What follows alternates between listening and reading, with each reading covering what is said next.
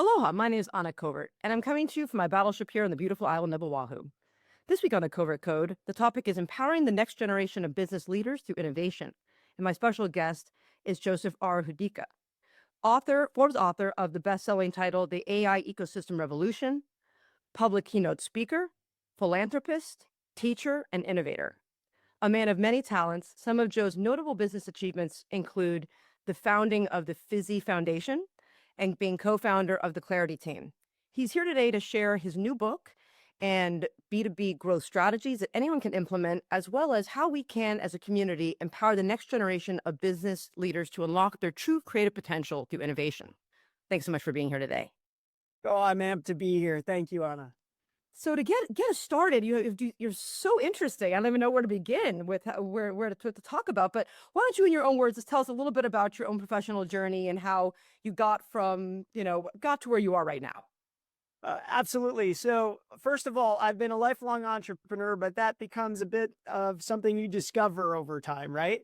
So, I guess the pinnacle point for me was halfway through college. This really difficult moment happened where my dad, who had worked for a company for 40 years, all of a sudden went to work one day and there were chains on the doors. There was no work left. It was a family-owned, operated business for decades, and the family decided they're not in this business anymore. So in that moment, fortunately, the entrepreneurial genes kicked in down at college. Now, I still had 2 more years to go, and I had to figure out how the hell we were going to get this college thing done if there wasn't any money to pay for it, right? Right. Uh, but I was able to schedule a meeting with the dean of the business school. And it was a great conversation because I walked in with my curriculum. Yep, here's the things you're teaching me. And I walked in with photocopies of magazine covers from the school library. Going into information technology a few decades ago, there was a whole lot of new things that were coming to the market. And so I showed him the difference between these great new relational databases and awesome technologies the world was looking for then and the 40, 50-year-old outdated computer programming languages they were teaching me. And I said, look, I came here to learn how to turn on computers, make pretty lights flash, and design world-changing software that transforms your world and mine for the better. How are we going to close this technology gap between what the world's looking for and what we're teaching so that I can make that impact for and with my university? And literally that moment, that transformative moment with what happened to my family, as difficult as it was, turned into the spark to create an entirely different future without a roadmap to follow. Wow. And how did he respond? He immediately introduced me to another member of the faculty, which was fairly new, who told me, get out of here. You're not good enough. This is too complicated. I don't know how to do what you even want to do. And then, as fate would have it, a brand new box of software showed up on campus, which became the subject of my first book years ago with Osborne McGraw-Hill Oracle Press, this little thing called Oracle, which was about to become a big deal in the world. I took the goddamn box. I took it right back to the dorm room. I got the computer, used computer from a professor. And I said, all I need is one thing. Find me local businesses that want to figure out how to build relational databases for some business purpose. I'll do the rest. And that's how I did it. I got a professor to write smart mathematical algorithms. I'm not that guy. And make an introduction to a business owner because I didn't know those people yet. But I had the passion to figure out how to solve business problems with technology. Wow. And the new technology showed up. My passion was right there with it. And the rest is history. You manifested it. Indeed. Yes. And I think, thank God I had that gene because I don't know what it would have been like if I just looked at the box of software as opposed to picked it up and said, let's see what we can do with it. Wow, that is amazing. Oracle, gosh. Wow. And so tell us about like the Fizzee Labs Foundation. It sounds like a passion project for you and working with students. Tell us about what that's involved with. It began with our children. Our children were highly creative, as all children are. We're all born that way. But when they were really little, we had what we called these family productive play sessions together. We take their ideas and we turn them into playtime together. Well, fast track after a few years, and our son becomes Apple's youngest app entrepreneur Wow. when he's 7 years old. And our daughter, who's 5 years younger than him, watches it and says, I'd like to design my own clothes for my 18-inch American Girl dolls. I don't want just the stuff that shows up in the store. And then this magic moment happened. They were 12 and 7. They were in the same school together. And mom and I happened to be lucky enough to pick them up together that day. And we see them in the field having this really intense conversation as we're in the car line. And when they finally get to the car, they get in and we're like, hey guys, how was your day? And Joey summarized for us. Joey's our oldest. He's 12 at the time. He says, you know, there's got to be a way to help all kids know how much power there is in their creativity and what they can do with it like we get to do. Because when we talk about our businesses, they don't get it. And literally from that moment, our kids took their innovation, creativity, and entrepreneurship and turned their attention to creating learning resources to infuse creativity, innovation, entrepreneurship into STEM education to show kids their ideas have value and an impact to make not only for the world, but for them too. Wow, that is so cool. My daughter is 10. She's going to be 11 in June. And she just loves, being the techie person. I'm trying to get her into more STEM and, with the robots. And I just wish they had had that when we were kids, at least when I was a kid. It's such an exciting time to be a child, with all the awareness and how we're really just stepping into our role as, part of a greater species, I think. Indeed, and this the ability to learn on your own, carve out your own self-guided trails is really where some of the exciting potential is. If we apply the latest technologies like AI for good, we can find amazing ways to leverage it as accelerators in our in our learning pathways. Indeed. So before we talk about AI and what you got going on, tell us about the Clarity team and what's involved there. Sure. So Clarity Team is our management consulting services business.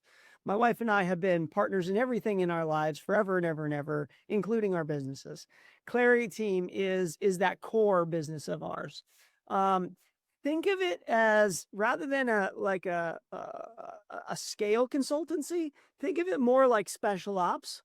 Mm. um, we don't really get out there and actually Covert Code, the name's got the vibes kind of fit together. I noticed that right away, Anna. Yeah, the idea is we tend to work with very, very strategic leadership in organizations at the enterprise scale that have typically tried 2 or 3 or 5 times or more to accomplish something really transformative and disruptive and just haven't figured out how to get the right squad together to make that happen. And then they find their way to being introduced to us. Wow. Uh, so that's who we are. We never try to be the biggest, baddest, company out there. We just try to put together the best team that beats theirs. Awesome. I love that. So you talk a lot about design doing and going beyond design thinking. Tell us how that really evolves in a world of global supply and transportation logic and education. Sure. So design thinking is a major topic that I'm lucky enough to teach both undergrad and graduate level at the university as well.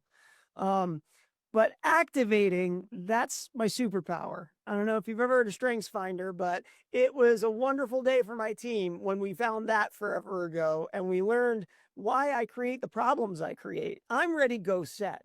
I'm an activator. So when I hear or see something, I can very quickly make a gut call on where we need to go, and I'm gone. Now, everybody else around me needs to figure out where the hell are we going? Why are we going? How do we support this? Right? Activator. I've learned to leverage my activating superpower in how I teach design thinking. And the reason I did is because I began to notice a lot of folks are naturally good at and comfortable with the thinking. Not as many are really great and comfortable with the idea of trying the ideas. Right. So the design doing, the wrinkle there is get out of the thought cycles and play. Get a first step, a second step, a third step, and there's going to be much more powerful learning that comes from doing Yes. than just the thinking part. And that's where that comes That must be an activator too. I'm a doer. I like that's why I started having an advertising agency, and now I have multiple companies because and people are like, "God, you have so many." I'm like, it's like collecting. But when you own an advertising agency, it's so easy. You just think of an idea and you have a website and a logo, and there you go. It's already conceptualized. So I think that you're right. It's in failure that we learn really how to achieve and become greater. Indeed. I love that word. And I had to learn to get conscious of how challenging that word can be for a lot of other people. Like Yes. I've literally always said, fail faster. Like this Yeah. should be one of my mantras. Fail faster, whatever it is. Hell, I'm left-handed. You know how bad my writing is and will continue to be? You know how many times they made me try and get better at it? Look, there's some things the air kind of get better at. Well, for me, that showed me to turn my eyes to technology early in my career. So I was on a rocket ship of technology early, mostly because I had the presence of mind of what I was never going to get great at versus what I could get even better at and separate those things. I Figure had out the same problem. I'm dyslexic. And when I grew up, I couldn't read my own handwriting. I worked really, really hard, but I just didn't learn the same way. And as a result, I cried a lot and it wasn't fair. And it wasn't until much later in my life, thanks to the unwavering support of my mother. And as you have guessed it, the computer, where it equaled the playing field. Finally, I had spell check and Excel. I could read my own handwriting. And that's one of the reasons why I'm so passionate about fairness and how because technology really was a bridge for me and watching how it's been, you know, mutilated almost and how it's now being used as an anti-helper, or to really, or separate us more as a society is one of the passions that I have for, what I do and making sure that it's transparent and fair. so grateful that you shared that. If I may, my wife taught herself how to read through a Wonder Woman comic book because dyslexia was not something that the community was thinking about it where she had lived and diagnosing and supporting and treating. So I know firsthand from somebody very meaningful in my life that what that journey sounds and looks like. And I applaud you for reaching the amazing heights that you continue to soar at. Thank you. Yes, and and that's really, I think, one of the what will bring me to my next question for you is, about this AI ecosystem and the revolution. Tell me, because I think that a lot of people that I talk to, there's this almost equal fear and excitement, right, with AI, like the unknown, right, and then the known of, oh no, like you know, it could take jobs away, which I don't really necessarily agree with. But some of the things we hear can take jobs away. It can steal our data. It can impersonate us. It's going to become, the Matrix, and we're, what's going to happen. And then another side of it that there's all these medical benefits and just efficiencies and the ability to connect with different parts of ourselves through technology. And so tell me, what is your book? What's your foundation of your book, and what are your feelings on where we're going? There's a lot to unpack there. We'll start with the foundation of the book, because I discovered something really early on in the pandemic, and I've referred to it within the book as what I call a silent shift. So silent shifts are these big, massive changes that happen in industries, but they appear small or even meaningless at first, until by the time their transformations take place, it's completely taken and transformed an entire industry like a glacier does the land. We just don't see it as it's happening, just like a glacier, right? So I noticed early in the pandemic something pretty massive and quiet. What I noticed was, remember, I'm an enterprise software guy. This is what I've been doing for years, making this software. Well, it didn't take me long to realize we were making software that sucks all these years, right? We've been making people help software. Right. And rather than what we really, I believe, have always meant to do, create software which helps people. So, how I noticed this, I created a fun little exercise. I started asking people, okay, do me a favor. tomorrow, start your day, your favorite beverage, your workspace. It usually includes a computer, right? Most people would say yes, it's okay. Have yourself a seat, have your favorite beverage, and look at your computer and call me when it does something for you. And there would be this crazy, right? This aha moment of, oh, what do you mean? Well, like, what do you mean? But the thing is, we've been making people extensions of computer systems for decades. We're just the keyboard. We're just the mouse. It only does things if we are physically attached to it. And so it's very reactive architecture. And when the world changed at the beginning of the pandemic, we couldn't necessarily get any of our business done anymore through the technologies we had built all those years. We were seeing one silent shift, and I believe it became the moment for me to start bringing this new one. And the concept I realized was not going to be about any particular technology. It was going to be about what we're experiencing in the potential of AI. Fundamentally, for AI of any kind to be successful, it needs to be taught. It needs to be trained, just like us. But the thing is, it needs the right level of data to teach it. And you know what we do in business, particularly in the world of supply chain? We play a lot of games with each other. Kind of looks like poker. I'm not a poker player, but I understand the concept. I got my cards, you got your cards. I might show you one or two, but I'm not letting you know all the details that I know about my future, my volume, my demand, my supply, etc. Because maybe if I hold back just a little, I might get a better price. I may get faster time. And so we've used these game poker-like tactics against each other as opposed to figuring out how to share better and more responsibly with each other. And so the premise for the book, AI Ecosystems, is preceding the technology itself. Before we get to a place where we can really learn how to meaningfully leverage AI in a way that helps people rather than harm them, we need to solve bigger problems that we've created in terms of the walls that we put up around our data and our information and how we decide to share or not share. That's the spirit of the book, beginning to end. It's helping us get our consciousness raised to a different thought level of the meaning and value and power of the data we have, and that there are new ways to be able to responsibly share bits of that information with each other so that as individuals, as teams, and as companies, and as ecosystems, we can improve our operations for everyone's good, not just for mine or yours, but ours. Wow, I really love that, because I think it's true that we're in a data world, we're in a data age, but data is all around us and it belongs to everyone. That's why we have, discerning politics and principles where people can disagree, right? The Information Freedom of Information Act, for instance, right?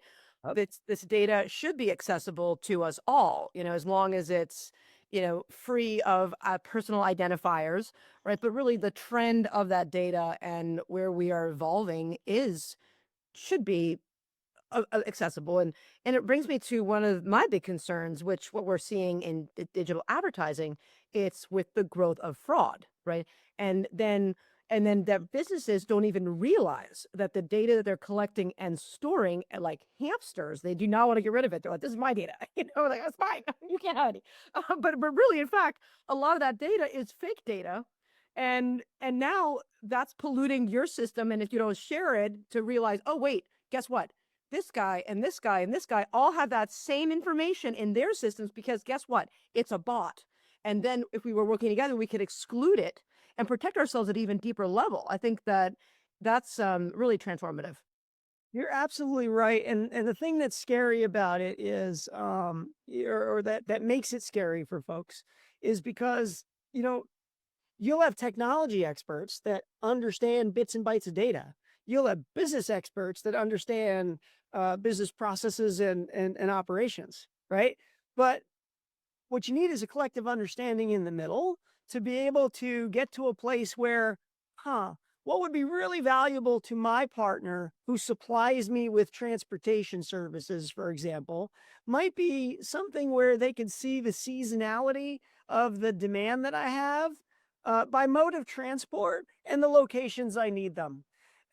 I don't need to show them every single transaction. I don't need to show them the vendors I hired in each one of those. But if they saw the seasonal curves, they might be able to think to look at their network and say, geez, I could redeploy my transportation assets in a way that can better accommodate the needs of my customer. And then I might do more business with that customer, and that customer might be able to get a benefit out of it as well.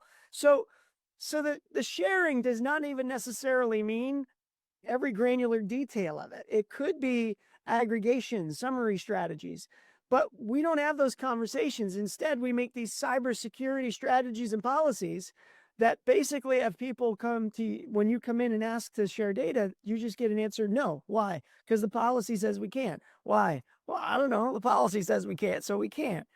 We don't even have the conversations, and that's the real problem behind all this. So, and I agree. And what do you think? So, in terms of the GDRP, as a for instance, and they have one of the most sophisticated privacy protection rules in place. And here in America, we only have the California Consumer Protection Act, and there's some other states that are kind of trying to implement some of these universal consent and really data policies to make sure that there's data mapping and transparency in terms of where data is being shared. Is that preventing this kind of future from occurring? And we don't mean we're all looking to them as a leader, but is what they're doing actually maybe going to backfire and prevent us from achieving what you're talking about? That's a great question. And my simple answer is no. In the world of technology, we have the luxury of creating architecture, right? And that architecture could deploy new techniques that we haven't used before. Modern architecture didn't always exist. Sometimes we get to see a brand new cool building. You're like, wow, how did that happen? Right? It didn't follow any of the rules that we're used to, yet it did.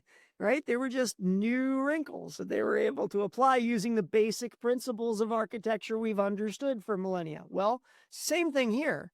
Okay, we understand there's certain information that has to be cordoned off and it has to be isolated, and two companies can't be co-located. Fine, right? There are patterns of some of the other data that could be really important and meaningful. We could make the connections at the pattern level, aggregate at summarize level, and start sharing at that level of content. Like sacred And geometry, kind of. yeah, yeah, right?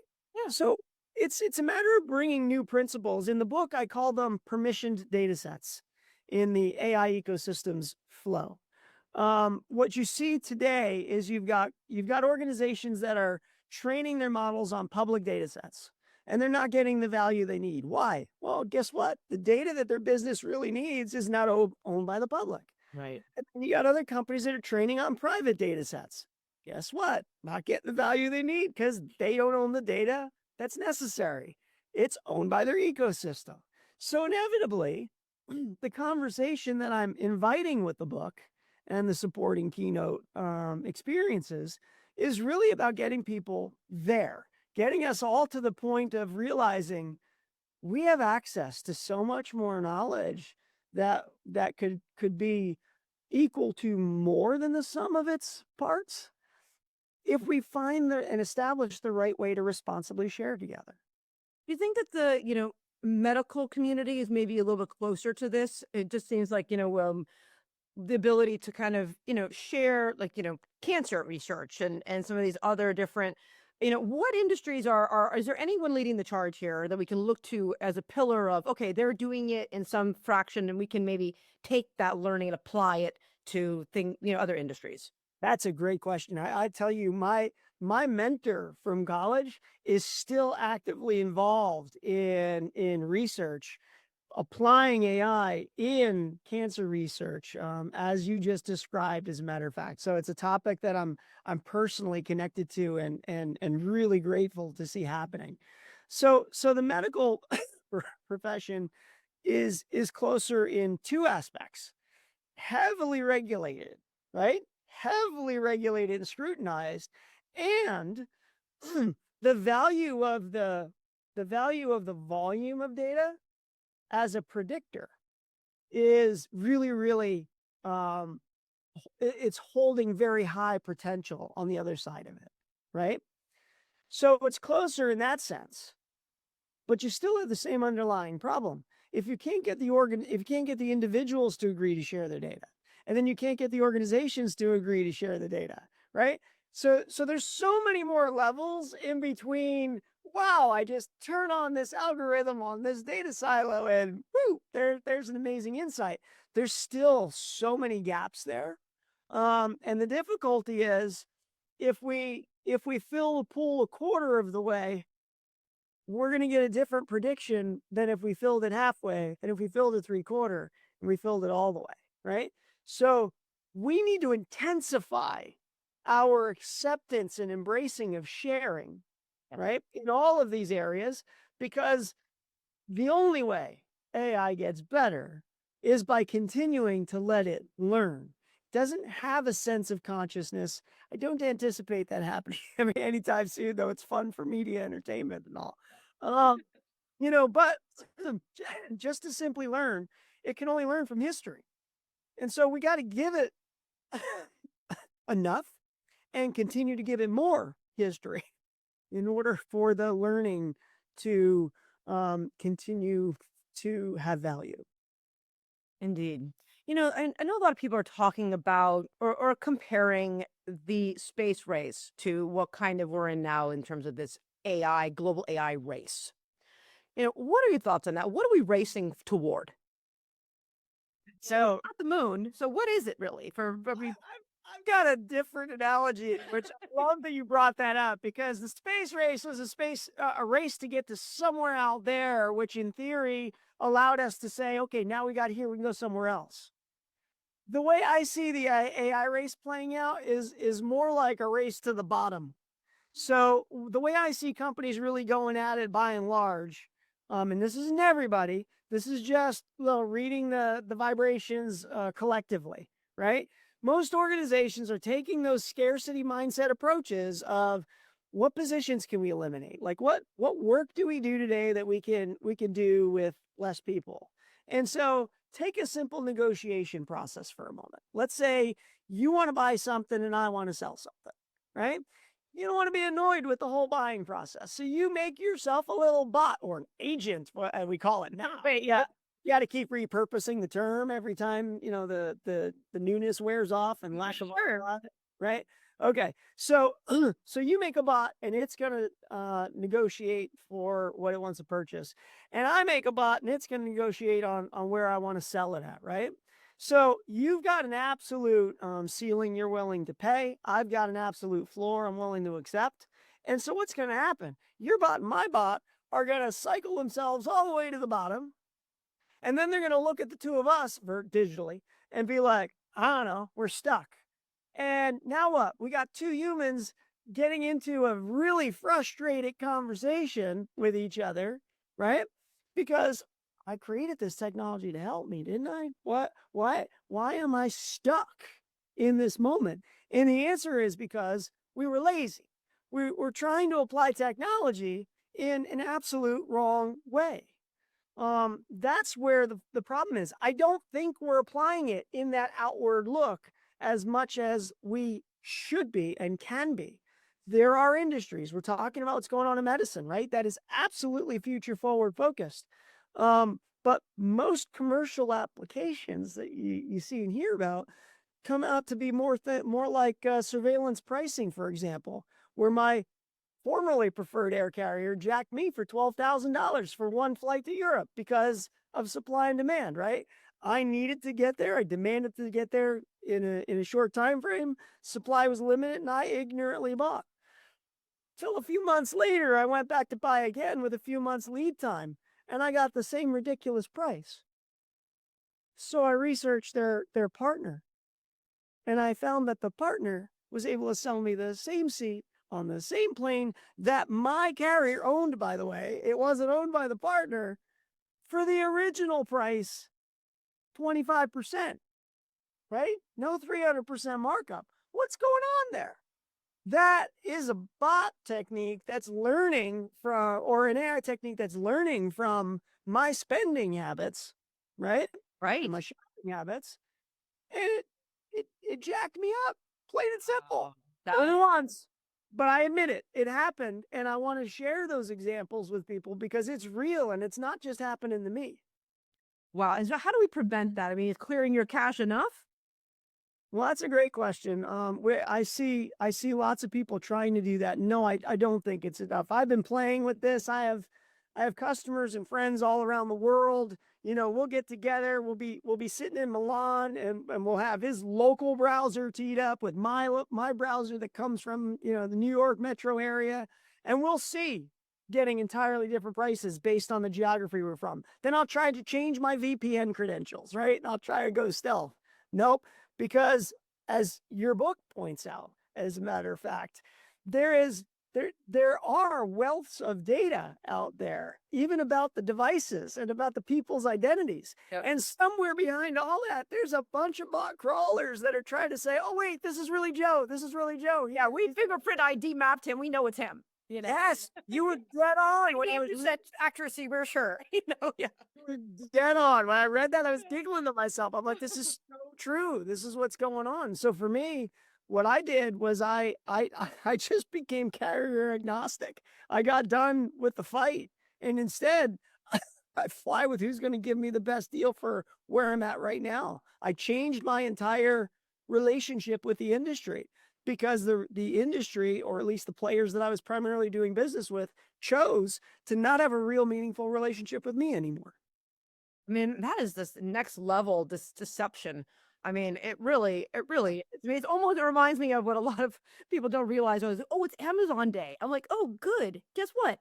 You're paying the same rate as normal. They mark it all up. Like the whole website goes up. Everything goes online up 20%, 30%, whatever you're getting this discount for. So congratulations, you've just bought something for full price, but you feel good about it. So good for you, But it's that kind of thing that's like, you don't realize because you're right. It's a scarcity. It's a, oh my God. It's like when they start counting down. Was there really one seat left? Probably not. That's like what Timu just is amazing at, making you think that you have to buy it right now. And how badly do you really need to squeeze this little bottle here? And you're like, there's only two left and I have to have it, But Well, yeah. I'll tell you, there's a real fascinating silent shift going on in the world of global supply, thanks to Timu and Shein, that I don't think a lot of people are noticing yet.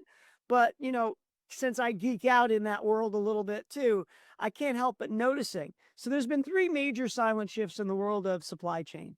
The last one is a return to simplicity of supply chain design.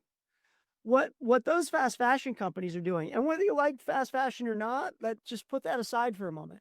What they've done is they've completely rethought supply chain design, and they've eliminated this idea of building all of your own physical infrastructure in the middle, your distribution centers, your transportation assets, thousands of vehicles that you own, all the drivers, and instead they're outsourcing it to the network, and they're putting cheap things to individual consumers on a plane from one side of the world to the other.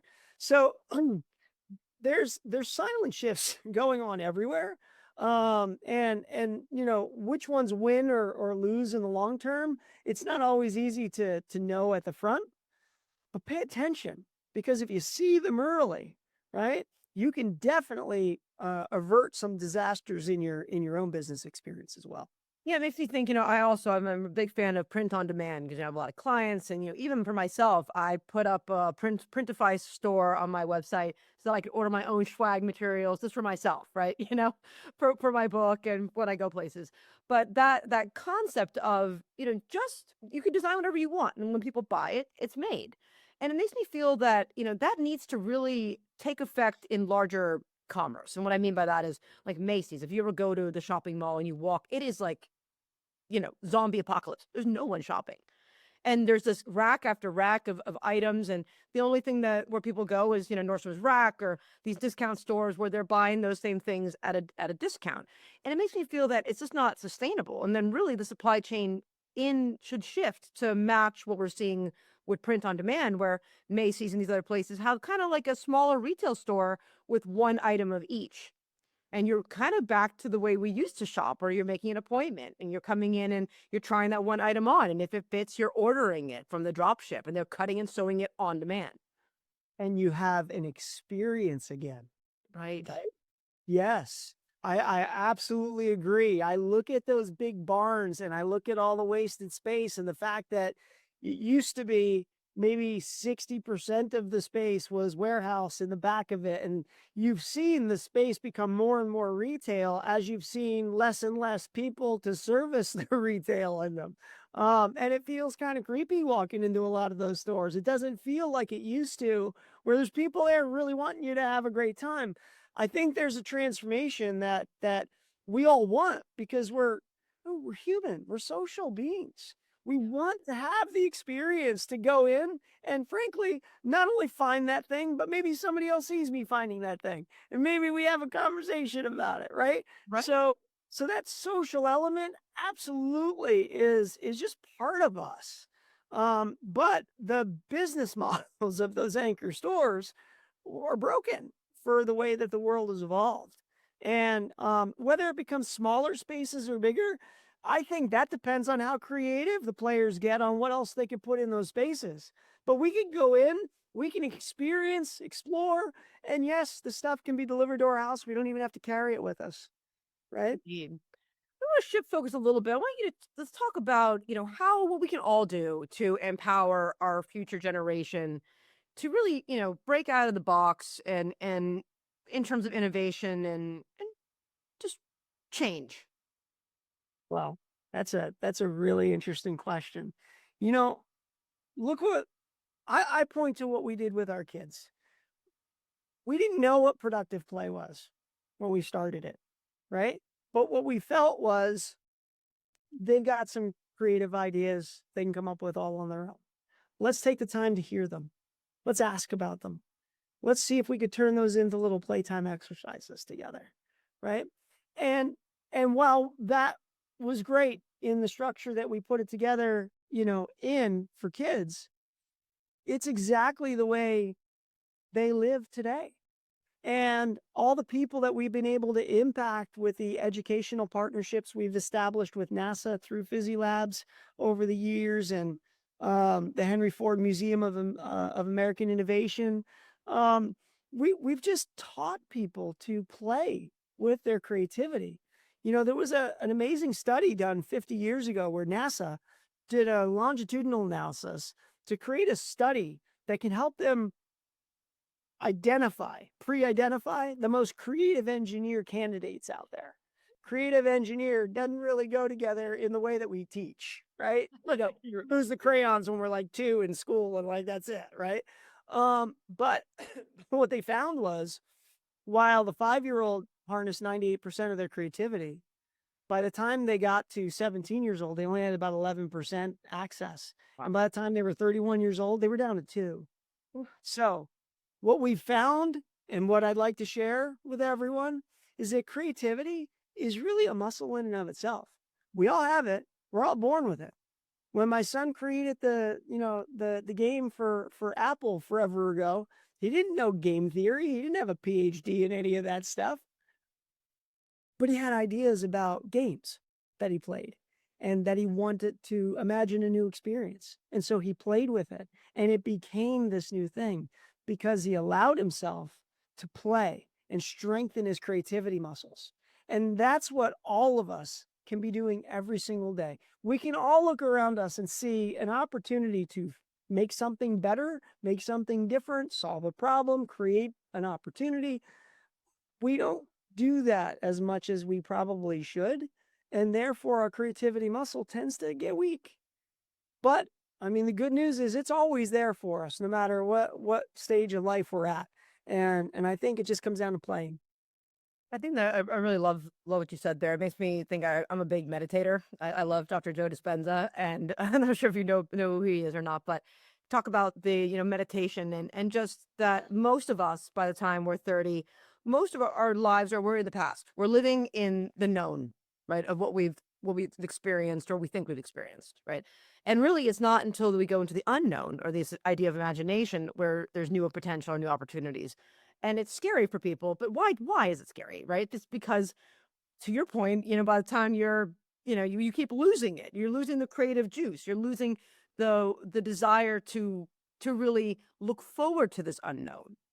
And I think that, it's just gonna be interesting on how, as we as business leaders, can try to incorporate that into our everyday, workspaces.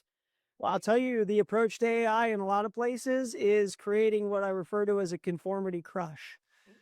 What's taking place is we're going in and we're targeting AI at certain activities that people are doing now, right? Or could be doing. And when we do this, what happens is we will naturally reshape the job landscape in some way, shape, or form. But look at it within one organization. The people who survive whatever that transformation is, how creative do you think they want to be? How many new ideas do you think they want to share?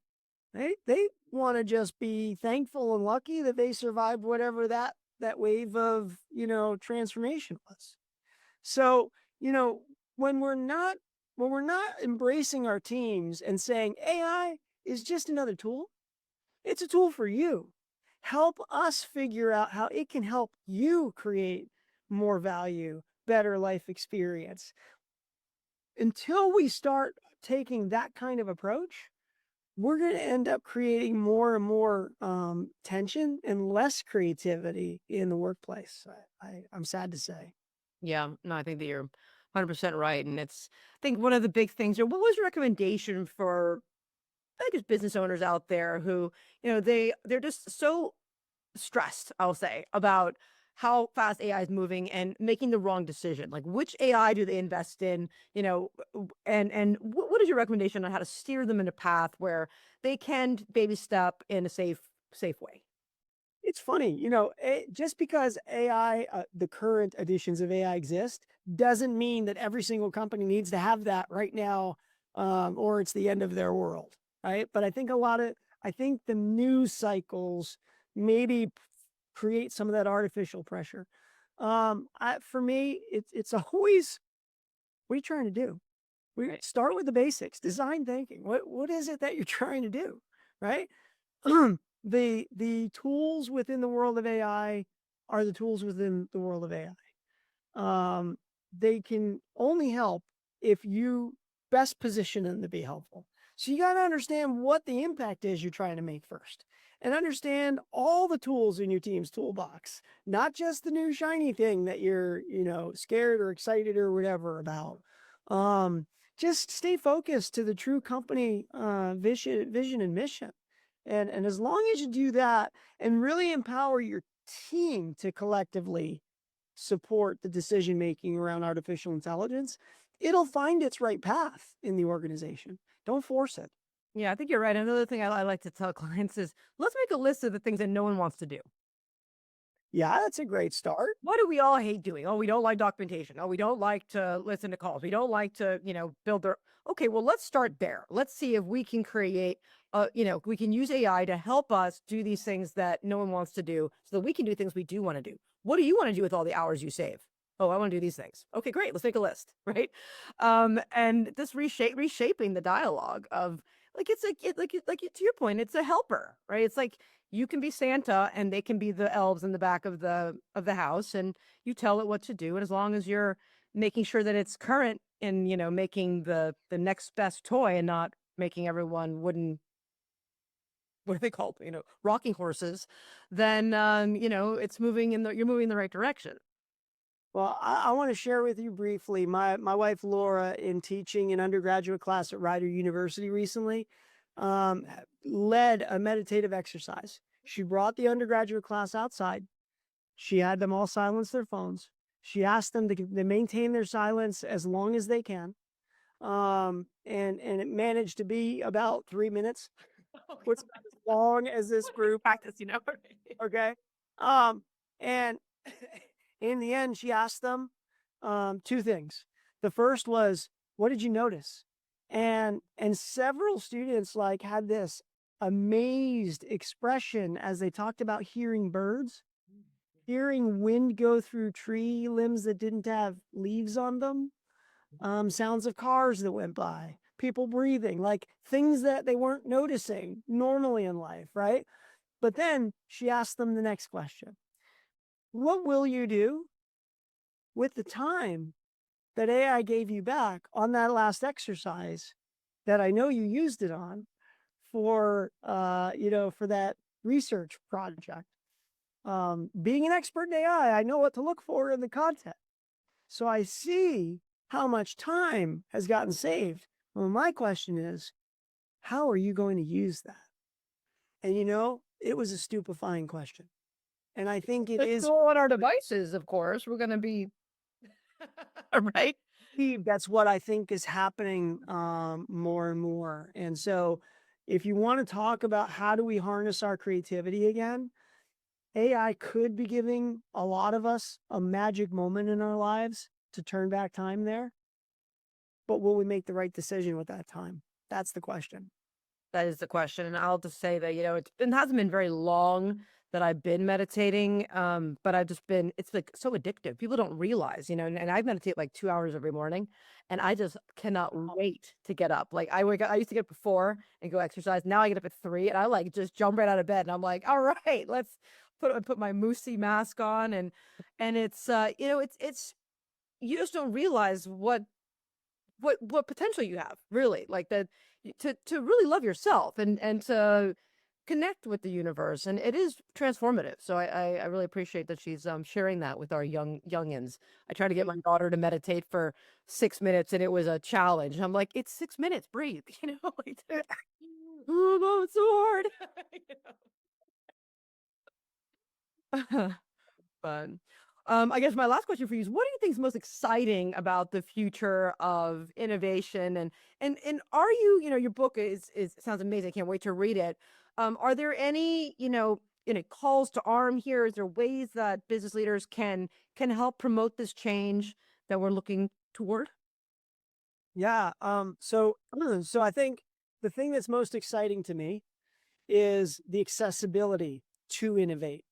There is technology has made it possible for so many more of us to go to an Amazon.com and find a bunch of little sensors that we could plug together. We don't need to know anything about the software, and we could create something that monitors our home environment or our outdoor environment in just the way we want it to, right? The excuse me, the availability to innovate is much more widely available than ever before. And that's the thing that's got me most excited, because now kids of all ages, 2 to 92, right? And beyond, every one of us have the ability to do that. As far as the AI ecosystems revolution, yeah, one of the things that I did along with the book as a companion was built an AI ecosystems readiness assessment. I realized that, there's a lot to think about there. And it's difficult to have conversations from business to policy and legal to and IT, and then to customers and partners and all of those groups and those organizations. So we need a common framework to have those conversations. So yeah, if anybody checks out the book, they can definitely find the self assessment there as well. And of course, you can always reach out to our team. We'd be happy to provide any additional context. And if nothing else, find the parodies that we've recorded along as a companion to the book. The book, as with everything in my life, has a very strong musical themes to it. Every chapter is inspired by a lyric of a different song from a different genre. And we couldn't stop there. We started recording parodies that you'll find as well too. Hope you enjoy. Wow, I can't. Well, I love music, so I can't wait to get a copy of the book and read it and sing along. Go, go, go. Well, thank you so much for being here today. So to learn more about Joe, you can visit his website, joehudicka.com. You can connect with him on LinkedIn. And don't forget to pick up a copy of his book that's already an Amazon bestseller. It's just been getting ready to hit the shelves. Amazon, Barnes& and Noble, Target. And are there any other distribution points? Are you going to be at the airports yet? Geez, I can't even keep up with it. But Yeah. I'll tell you, anybody checks out my LinkedIn profile will see that I've been Easter egging a few copies at select airports around the world. Love that. That's my favorite. That's how I found you. Actually, I was watching it and I thought it was so fun. I like laughed so hard when I get to see them and you like sneak them in like all stealth. It's very covert of you. I appreciate the connection. Well, to all my listeners, please join me next week as I interview another industry expert and a topic in topics to help you succeed on and offline. Don't forget to subscribe on the covertcode.com to your favorite podcasts, Apple, Amazon, Spotify, iHeart, and YouTube. I'll see you next week in the Pixels. Aloha. I hope you enjoyed this episode of the Covert Code podcast. To stay up to date with all our future episodes, follow us on your favorite podcast platform. Your support means everything to us. Please take a moment to leave a review and share our content with your friends and colleagues on social media. Your feedback helps us improve and reach more digital innovators like yourself. See you in the pixels. Aloha.